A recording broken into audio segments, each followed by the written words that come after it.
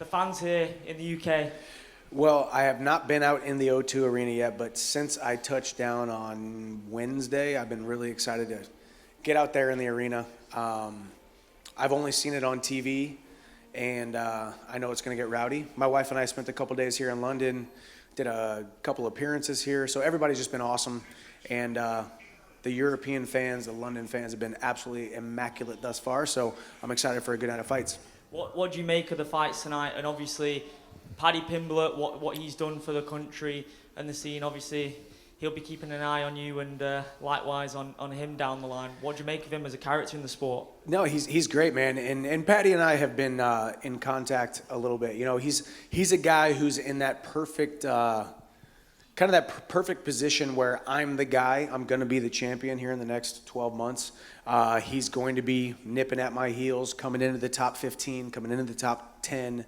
But I don't have a scarcity mindset when it comes to other guys in my division, especially when I see guys who are doing it the right way, in my opinion. You know, he's a marketable guy. He's a happy guy. He's a fun guy. He's fun to watch. He's fun on the microphone. He's the total package. And people can hate on him all they want, but really they're just being haters because Paddy Pimblett's the total package. But can he put it together inside the octagon within the bells and continue to keep winning? We'll see. Speaking of Paddy Pimblett, his teammate Molly McCann fights again tonight, and she is owner of one of the best knockouts of all time. I'm putting you on the spot here. Who has the knockout of the year at the moment, you or Molly? That's so funny, actually, because I just did an appearance yesterday, and I love being here in London, and everybody, obviously, big Paddy fans, big Tom Aspinall fans, big Meatball Molly fans. And yeah, I mean, I do believe that spinning back elbow clean KO was absolutely amazing. I hope my knockout holds on as KO of the year because I like to collect awards here inside the UFC, but she's definitely nipping at my heels. I think it's definitely her and I as the number 1 and number 1A knockout of the year thus far, but we're only in July, so we'll see. There's definitely a lot of time left inside the octagon for these fighters. That call out that you did at the end of that fight is one of the all-time great promos in MMA, I believe. You've took to that side of it so well since signing with the UFC. Just in terms of what's next for you, I personally, and I think everyone in here would love to see a fight between you and Dustin Poirier. Are you waiting to see what's going on with Conor McGregor? Is that what's going on right now? No, as of right now, me and Poirier are the only guys that are not matched up inside the top 5. There's no, there's no secret. Dustin Poirier and I have been on a collision course to stepping inside the octagon. Beneal Dariush just got matched up. Obviously, Islam and Charles are fighting. Gaethje's out with a nose surgery, and I just fought Gaethje a fighter 2 fights ago. I think everybody calling out Conor McGregor, and I have called him out, but I've called him out in a respectful manner. Hey, Conor, when you're ready to come back, whenever you are ready, whenever the leg is 100% healed, because the sport of mixed martial arts, the UFC as a promotion is better with Conor McGregor in it, but we need to see a healthy Conor McGregor inside the octagon. So he doesn't need to rush back. We'll see when he comes back. So I'm not waiting. I think you're going to hear some fight news coming pretty soon, and it could be me and Dustin Poirier. We'll see. Final one for me, Islam versus Charles. Who have you got in that one? Charles Oliveira. I think Charles Oliveira gets the job done. I think Islam, not that he's not great, not that he is not highly touted, not that he is not going to be a future champion, but there should be no reason why he should ever be a favorite in that fight against Charles Oliveira. What Charles Oliveira has done over the last couple fights, finishing everybody that he's fighting, is nothing short of amazing. The resurgence of Charles Oliveira's career from relatively unknown, somewhat up and down, can't be relied upon journeyman to now legitimate number 1 lightweight on the planet has been something to behold. So put some respect on Charles Oliveira's name. I think Charles Oliveira goes out there, and I honestly think he finishes him. Brilliant. Thanks for your time. You mentioned obviously about Dustin Poirier. There was a little run-in with him, with you Was at there? UFC. Was there?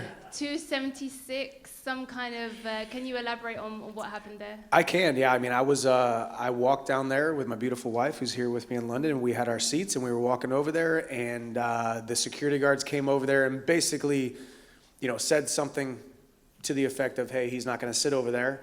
And I thought, okay, that's interesting. And we walked over. All of a sudden, I heard some chirping, some very vile venom being spit in my direction. Didn't know if that was being thrown at me or not. I look over and Dustin Poirier is pointing at me. So he obviously had a bone to pick with me that night. Dustin Poirier, it's no secret. He's made it very known that he's ready for a fight. He is thirsty, very, very thirsty for a fight. So he's looking for anybody and everybody to throw venom at. I was the target that night, and I was just trying to watch some fights with my wife. So if you think that's the way that you're gonna get a fight with me, that's the absolute opposite way of getting a fight with me. I'm not here to be in physical altercations in a public forum, especially with my wife. So yeah, he was not happy with me that night. Does that make it personal at all? Nah. Maybe on your side, or even do you feel that maybe on his side? Yeah, maybe. I think there's a lot of confusion that can happen inside of mixed martial arts careers. You know, it doesn't matter if you're the number one guy in the world or the number 100th guy in the world. A lot of confusion can happen. You know, in his mind, he's got some ill will toward me, if you will, and it's going to make it that much easier to knock him out whenever he oversteps, if he and I do step inside the octagon. But I have not lost 1 minute of sleep thinking about Dustin Poirier, and I'm going to keep on doing what I'm doing until a fight gets announced. And then I'm going to go out there and finish my next opponent and become the UFC champion next year. So if that fight is to go down, how do you see it playing out? It's going to be fun. It's going to be fun for you guys. It's going to be fun for me. It's going to be not fun for my wife. But I do think he and I are cut from the same cloth. You know, it doesn't matter if, you know, all personal attacks aside, all personal, you know, vendettas aside, I respect him, he respects me. That's the foundation by which we build on. That's the foundation by which that cage door closes, and we go out there and we compete. He's one of the best in the world. I'm one of the best in the world. I believe I'm going to be world champion. He believes he still can be world champion. Although I believe that more than he does, because he's talked about going up to 170. He's talked about retiring. He's said those words. I've not said those words one second. So the UFC goal will be mine. If Dustin Poirier is next to get to that, so be it.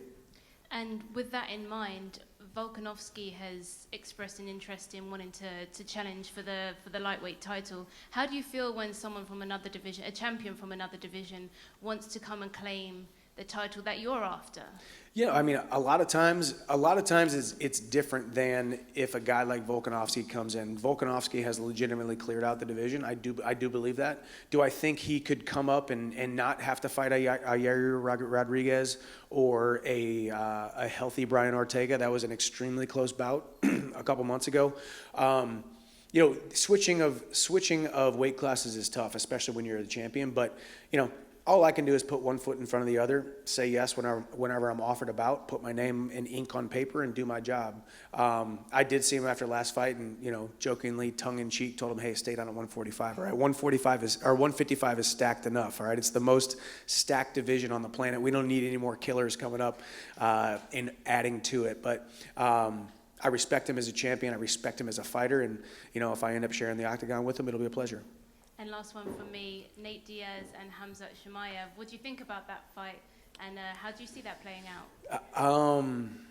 It's a tough fight. Khamzat, obviously, still undefeated. He beat my friend Gilbert. Very tough, very, very close fight. I think Gilbert put on much more of a performance than I think Nate Diaz is going to be able to withstand when you talk about a guy like Khamzat. Khamzat is a big human being at the 170, 185 division. So I think Diaz is going to be outmatched in pretty much every aspect of the game, but Nate Diaz is a gangster in every sense of the word, and it'll be fun. I'll be tuning in. But I do think Khamzat gets his hand raised that night.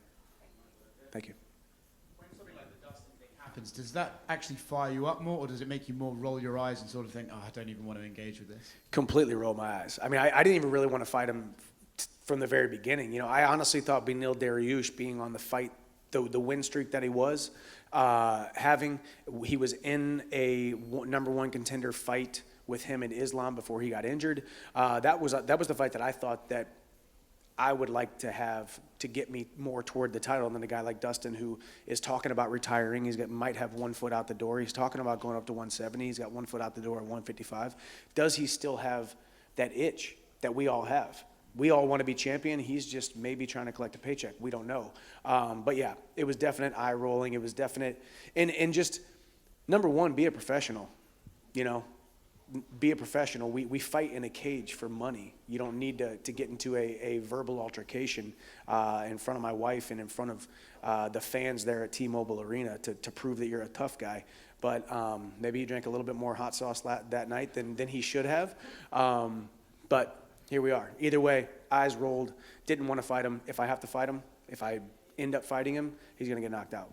Say that fight gets booked and you guys, to do the press conferences and all that. Are you expecting the same sort of energy from him in that, or do you think that was just a one-off and he was kind of a bit fired up?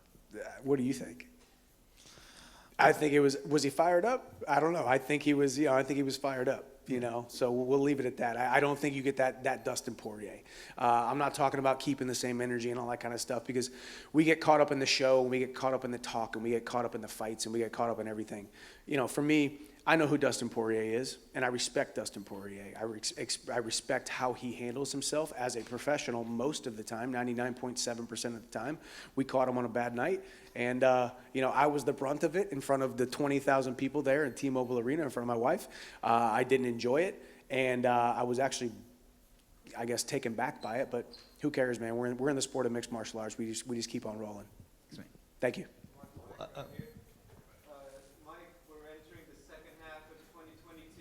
The knockout of Tony is the front runner for knockout of the year. Knowing that, do you ever sometimes think not that I don't wish people to do their best, but I kind of hope that I stay at the top? Absolutely. I mean, absolutely. I just, when I sat in that room with Hunter Campbell from the very beginning, and I had the call with Dana White, I said, I want to be a good thing for your organization. I don't know if that's good thing as a whole from a holistic standpoint, or a good thing inside of the octagon. I know when that cage door closes, I'm going to go out there and put on my best performance I possibly can. But if you would have said, here we are 18 months later, and I'm the front runner for knockout of the year in 2022. I had the fight of the year in the front runner of 2023 for the knockout. I was the fight of the year in 2022 and the debut of the year in 2022, or whatever year we're in. I don't really know if that's even right, but you get what I'm saying. And I would have thought that it was kind of crazy, to make that statement. So I'm enjoying it, man. I love being a fighter in the UFC. I love all y'all's attention here, and being all the way across the pond, and seeing all the fans here. This is a dream come true for me, and I'm fighting on borrowed time, and I'm going to keep on doing it. And don't be surprised if my next fight I end up surpassing my last knockout. Well, I'm just going to keep you here for a short interview, not a long interview. Thank you. My final question on that, apologize if you already answered it. What are your thoughts on Beneal versus Gamrad? Obviously, Matus is new to fighting the higher-ranked guys. How do you think he does against a vet like Beneal? Yeah, Gamrad has shown time and time again that he is a force to be reckoned with in the lightweight division. I actually was an analyst on his card about a year ago, and I forget who he fought, but he went out there. Or he actually was Jeremy Stevens. He finished Jeremy Stevens in the first round. So he's been good. We've all seen him. We all see those guys surging who are right outside the top 5, and they will eventually get that opportunity to fight a top 5, top 7 guy. And Beneal's the guy that got his name called, and Beneal, being the gamer that he is, said yes. It's a tough fight for both guys. Gamrot is surging, but Beneal Dariush has veteranship. Beneal Dariush is a skilled fighter. In my opinion, Beneal Dariush is the #1 contender still. And that's where I've kind of staking my flag, if you will. So it'll be a fun fight, and we get to see it October 22nd.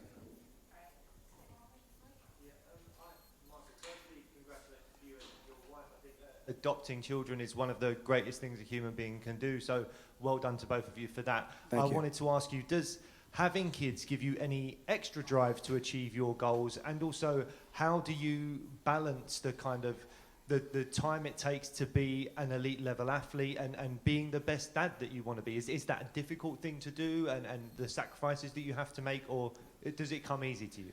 Thank you. Well, #1, yeah, thank you for that sentiment. I mean, I will still remain firm that me and my wife are more blessed than our 2 sons, big time. That's the blessing that we get every single day when we wake up to see those heartbeats every day is absolutely amazing. So it's not easy. My wife is a hard-charging doctor out there crushing it, trying to create a life that she always imagined for herself and crushing her goals. And I'm over here doing this on a microphone and fighting in a cage for you guys and the fans, trying to see through to this vision that God put on my heart, 20 years ago.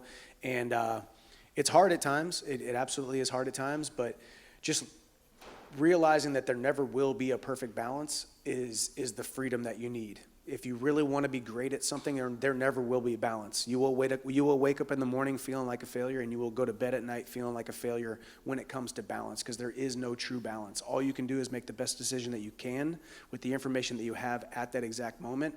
And my wife and I do a pretty good job of that. She gives me the leeway to be selfish when I go into training camps, and I give her the leeway to be selfish when she needs to go chase after her career goals, and we give each other the leeway when we need to be mother, when we need to be father, when we need to take our sons on dates and take care of them and do all that kind of stuff. So it's a big, delicate dance that can never, ever be mastered. And as soon as you realize that you can never master it, you can give yourself the freedom to just live and do the best that you possibly can. That's a phenomenal answer. Thank you very much. Thank you.